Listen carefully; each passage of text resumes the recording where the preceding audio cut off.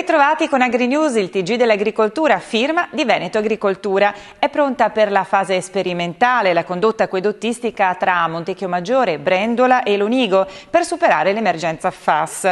Al momento l'opera è in fase di collaudo grazie alla collaborazione tra Veneto Acqua e i gestori del servizio idrico integrato. La condotta, per la quale sono stati investiti 17 milioni, si sviluppa su 17 chilometri e interconnette i centri di produzione idrica di Natta a Montecchiomaggiore e di Madonna dei Prati a Brendola con la centrale idrica di Madonna di Lonigo e permette di fornire acqua di ottima qualità alle aree colpite dalla contaminazione FAS. Domenica 22 maggio, giornata mondiale per la biodiversità. Veneto Agricoltura ha voluto celebrarla qui, in Pian del Cansiglio, prima foresta al mondo certificata PEFC proprio per la biodiversità, con un concerto di musica classica intervallato con brani tratti da Dino Buzzati.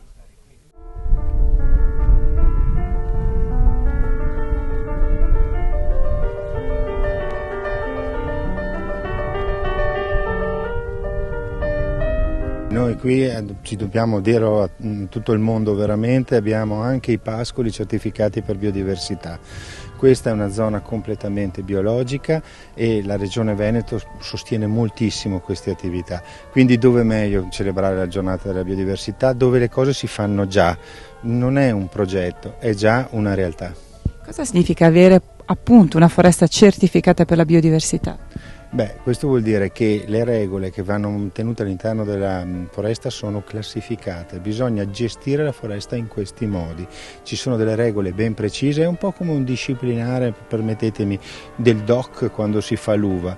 Vanno gestite secondo delle regole ben precise e Veneto Agricoltura e la Regione Veneto fanno questo da anni. Gli uomini che gestiscono la foresta del Cansiglio sono storicamente gli avi dei veneziani e in questo periodo che si celebra l'anniversario della Repubblica Veneziana, dove meglio fare questo concerto.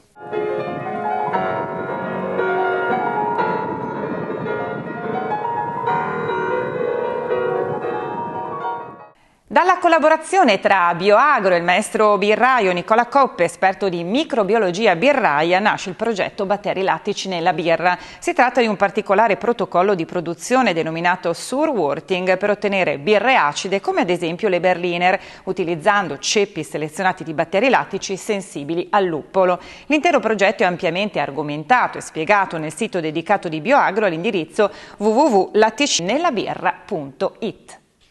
Secondo l'ultima rilevazione Istat sui prezzi di aprile, l'inflazione generale è stata del 6,2%, in lieve rallentamento dal 6,5% fatto segnare a marzo. Accelerano però, secondo l'Istituto di Statistica, i prezzi del carrello della spesa dal 5% di marzo al 6% di aprile. Il costo industriale di un chilo di maccheroni è salito in un anno da €1 a €1,50, mentre per la produzione di un litro di latte si è passati da 38 centesimi della scorsa estate ai 41 derivanti dall'accordo di filiera sottoscritto in autunno fino ai 48 centesimi accordati da Granarolo ai propri conferitori. Inevitabile sarà l'aumento dei prezzi al supermercato. E come sempre guardiamo le previsioni del tempo legate ai nostri campi a cura di ARPAV.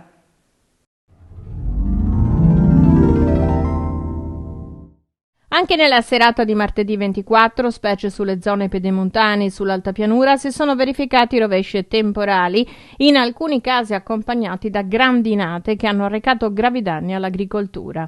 Per il fine settimana, in particolare nella giornata di sabato, si prevedono altre piogge a causa di una nuova depressione in avvicinamento da nord che porterà inoltre un generalizzato e deciso abbassamento termico.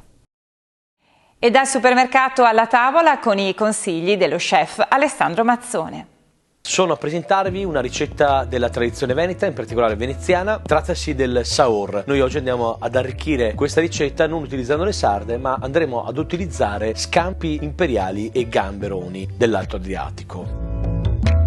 Il saor viene preparato con la cipolla bianca di Chioggia, che viene prima cotta e poi lasciata in marinatura con uvetta e pinoli. E non dimentichiamo l'aceto Paontu da Moscato Bianco, l'aceto dei Colli Euganei della Simona Paontu. Andiamo a impiattare, avendo cura di non staccare le teste dai carapaci. Uniamo il saor e il piatto è pronto. Oggi ho scelto un prodotto di Treviso, si chiama Isola Primo, un Brut, è un prosecco che viene prodotto in una delle parti più belle di Treviso, l'Isola Primo. Prosecco incredibile, molto raffinato, che andrà a sposarsi perfettamente con il nostro piatto. Grazie come sempre dell'attenzione. Agri News vi aspetta nella prossima puntata e seguiteci nei nostri social.